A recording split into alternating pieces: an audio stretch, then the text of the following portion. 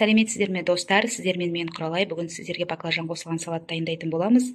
Ол үшін біздерге 4 түйір баклажан, 2 сарымсақ, 2 ащы бұрыш керек болады, және перец керек болады, 4 түйір, және 4 түйір морковь керек болады. Осындай зелень керек болады, көк жуа, және қарапайым жуа керек болады. Алдымен бірінші біз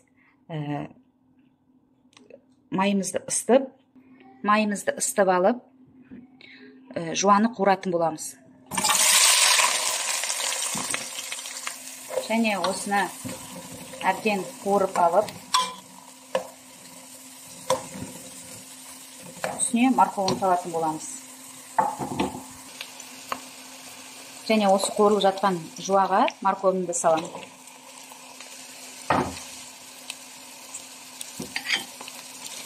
Әбден қуырып,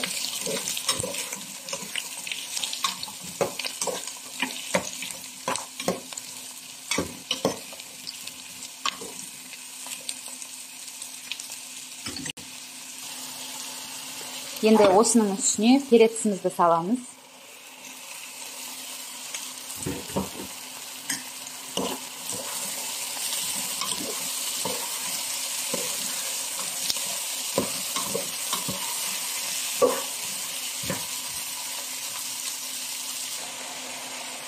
Одан соң капустамызды саламыз.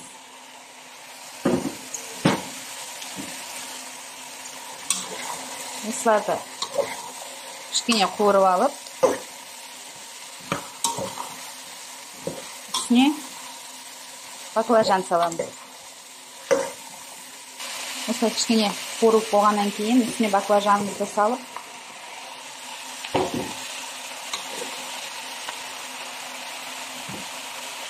одан соң ас қасықпен тұзымызды салып, 2 ас қасық тұз,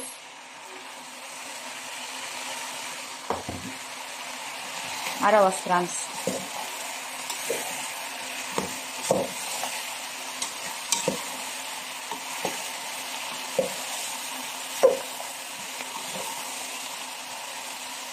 Одан соң қара бұрышымызды салып,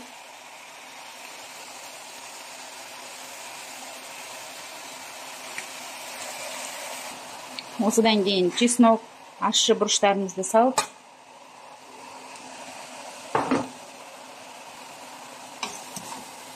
бұны да араластырып жібереміз.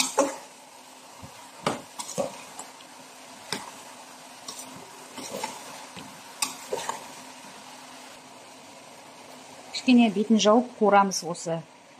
Үстіне су ештеңе әзірге құймаймыз. Кішкене қуырылғаннан кейін енді осының үстіне тартылған біздің помидорымызды құятын боламыз.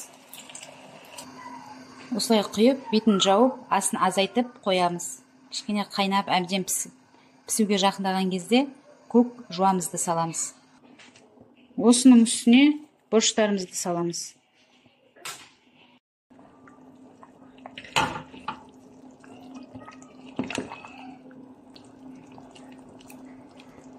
Кесе зекер саламыз.